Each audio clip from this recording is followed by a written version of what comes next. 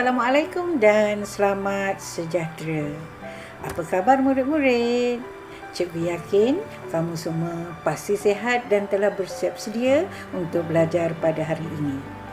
Untuk pengetahuan kamu, hari ini kamu masih juga belajar bersama dengan Cikgu Zainita binti Husin. Baiklah murid-murid, hari ini mari sama-sama kita belajar tata bahasa yang bertajuk Sama Tapi Tak Serupa. Adakah kamu telah bersedia untuk belajar bersama-sama dengan cikgu? Ya, cikgu pasti kamu semua telah bersedia untuk memulakan pembelajaran pada hari ini. Sebelum itu, cikgu berharap kamu dapat sediakan buku nota dan pensel untuk membuat catatan agar kamu dapat ingat apa yang cikgu ajar pada hari ini. Baiklah murid-murid, sama tapi tak serupa atau kata banyak makna. Kata banyak makna ialah perkataan yang sama digunakan di dalam ayat tetapi membawa maksud yang berbeza.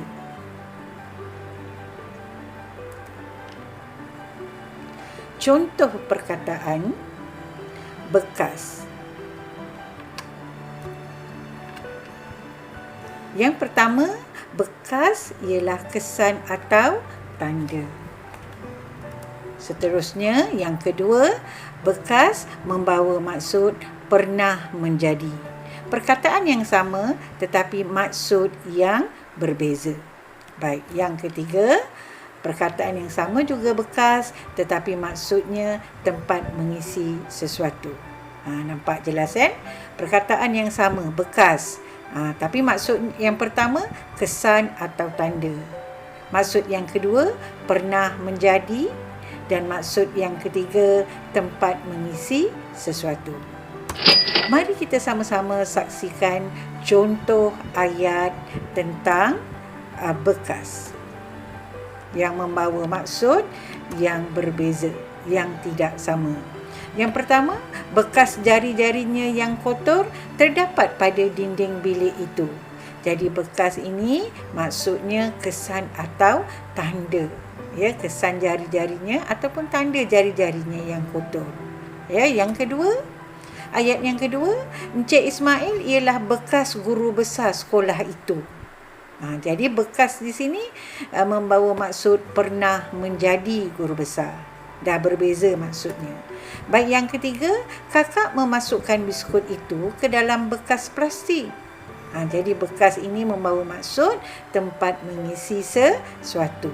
Jelas kan? Satu, ya, yang bekas, ya, perkataan yang sama tetapi maksud yang berlainan.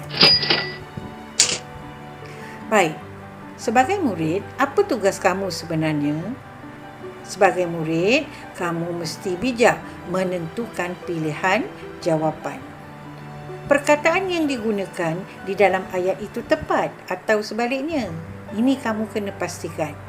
Ya, perkataan yang digunakan di dalam ayat tu sama ada tepat ataupun tidak tepat ataupun salah. Ini yang kena betul-betul kamu bijak menentukan pilihan jawapan. Kamu kena faham betul-betul maksud perkataan yang diberi. Yang kedua, jumlah soalan yang ditanya adalah di antara 2 soalan hingga 4 soalan. Najwa, catat tak apa yang cikgu ajar tadi? Mestilah catat. Nanti kita nak buat uji minda.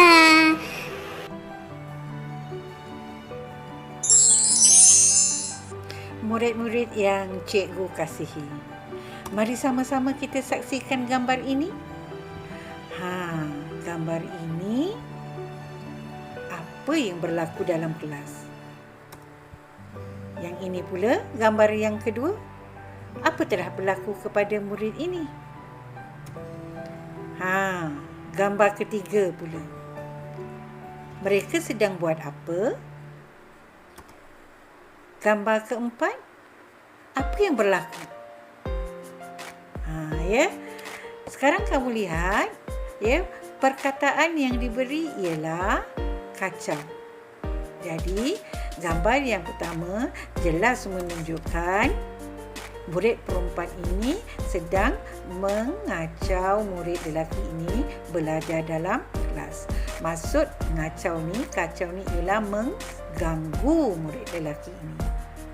Baik, seterusnya gambar yang kedua. Murid perempuan ni dia tengah garu-garu. Bukan dia ada kutu atau rambutnya ada kena kacau. Tidak. Tapi fikirannya kacau. Ya, kacau fikiran.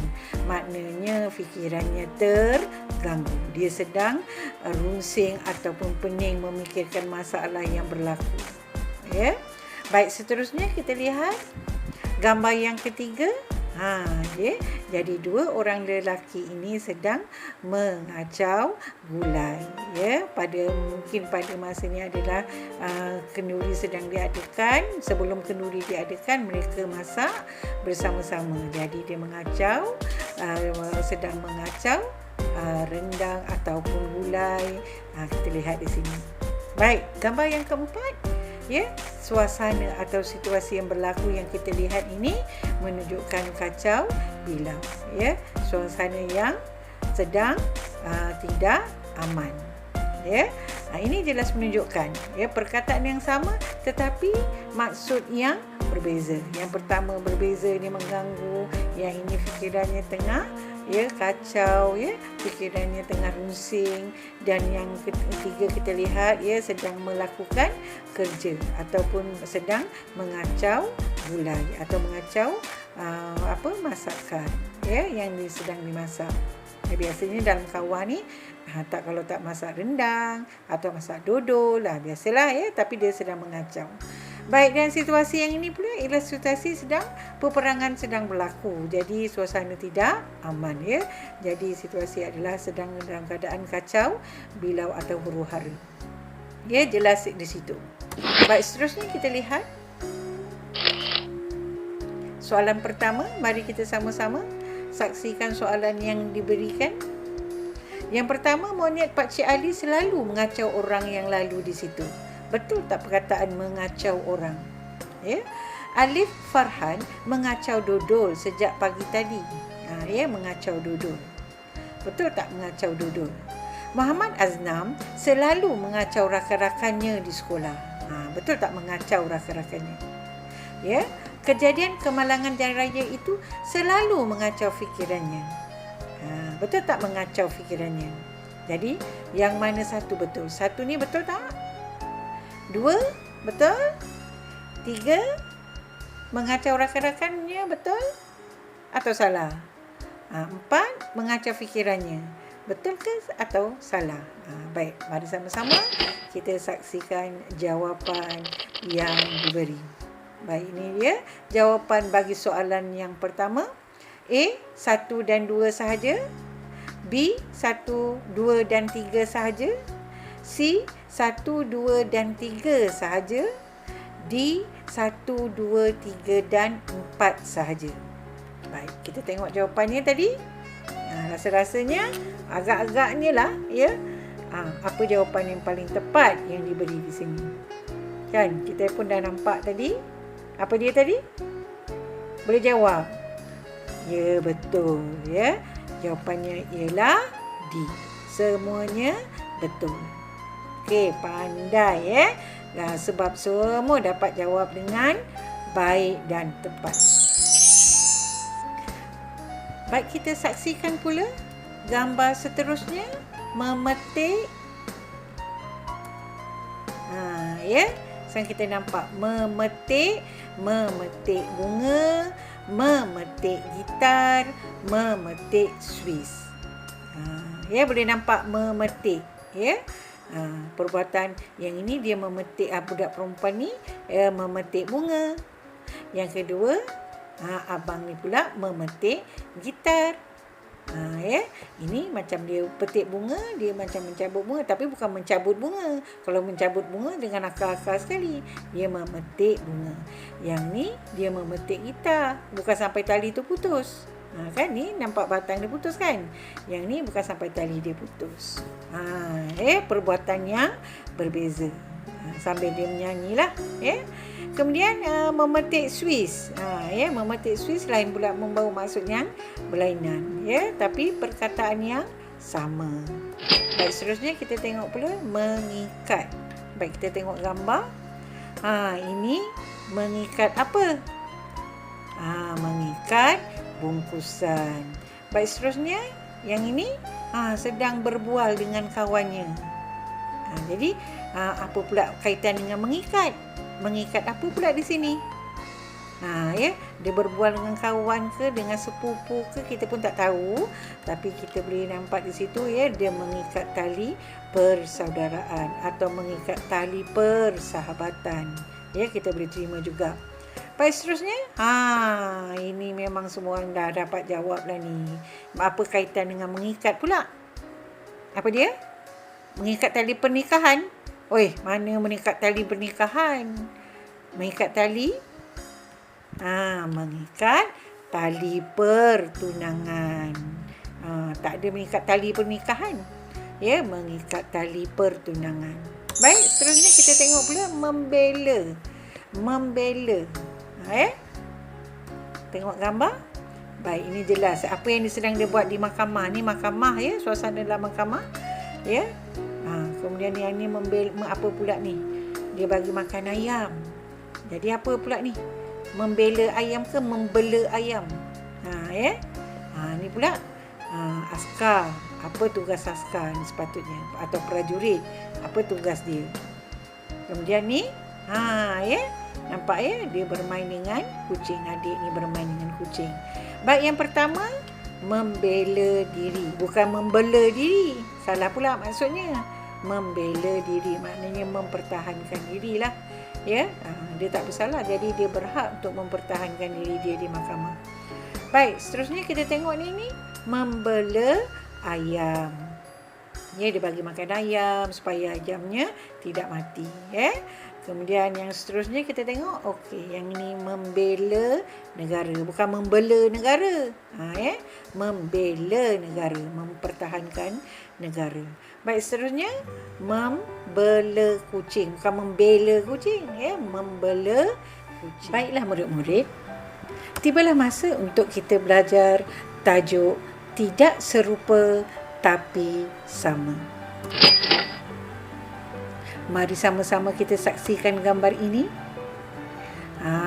Kita saksikan apa yang dipaparkan ini ialah seorang murid lelaki sedang buat apa sebenarnya. Ya. Dapat beri jawapan pada cikgu? Ya, perkataan yang sesuai bagi gambar ini ialah membimbit barang. Ada lagi perkataan yang sesuai? Ada yang bagi jawapan yang lain pula. Apa dia?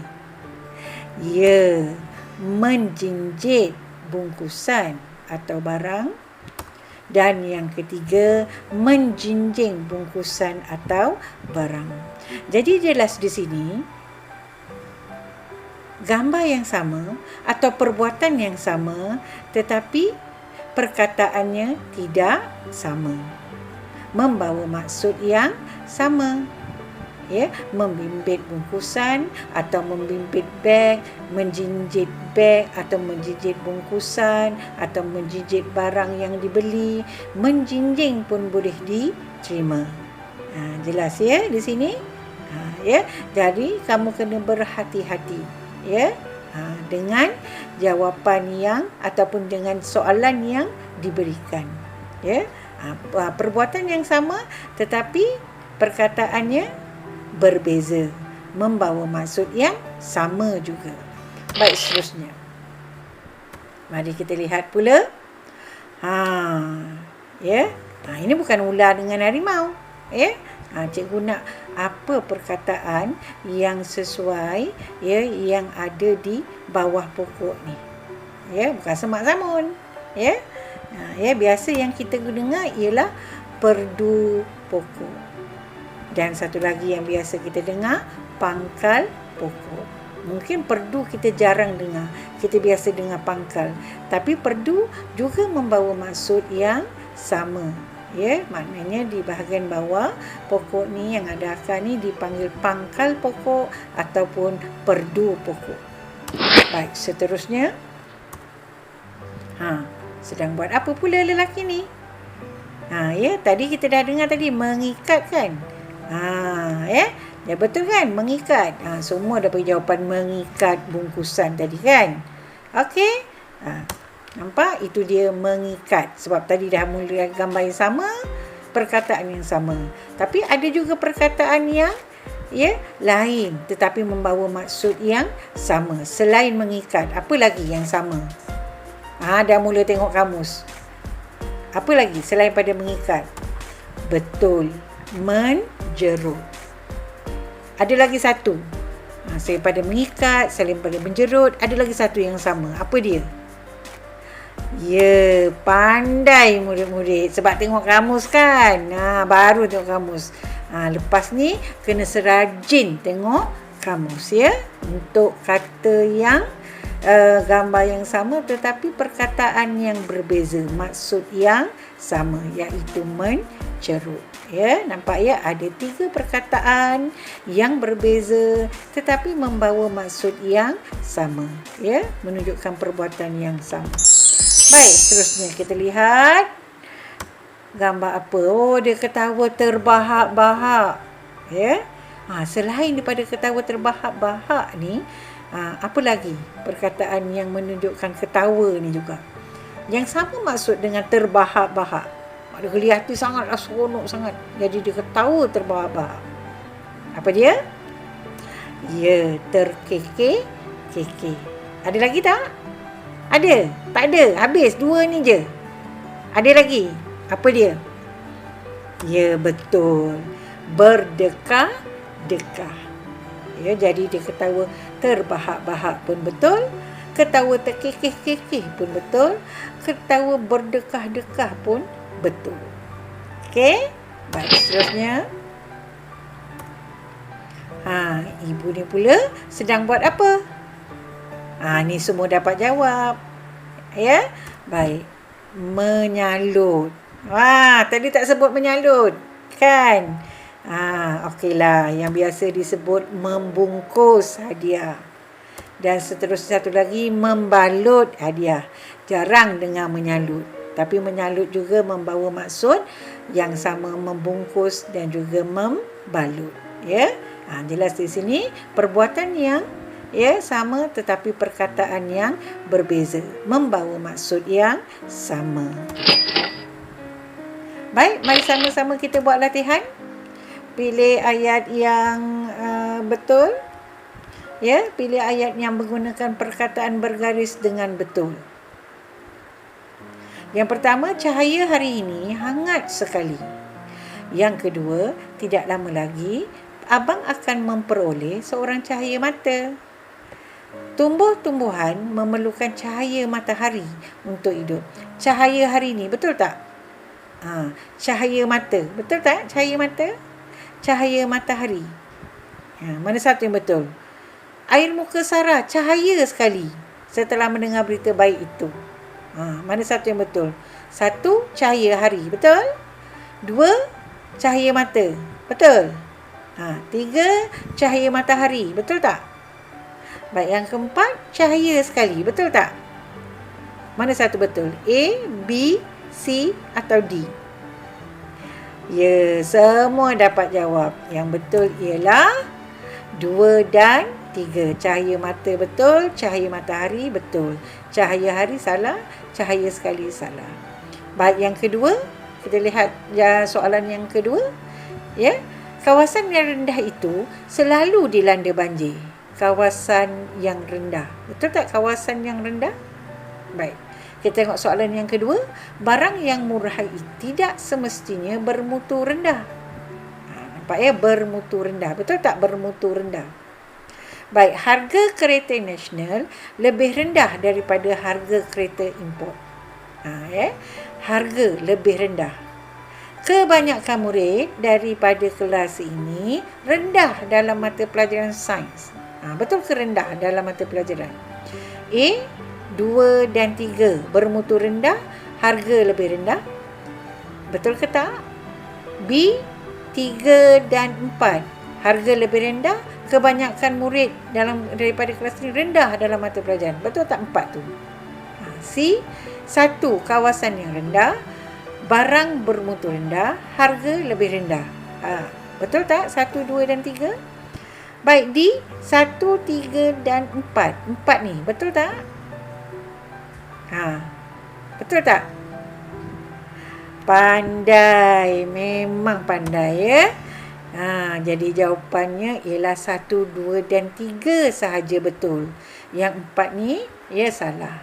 Ya, kebanyakan murid daripada kelas ini rendah dalam mata pelajaran sains salah. Baik. Itu sahaja daripada cikgu. Sekian. Semoga dapat menjawab soalan dengan baik dan tenang. Terima kasih.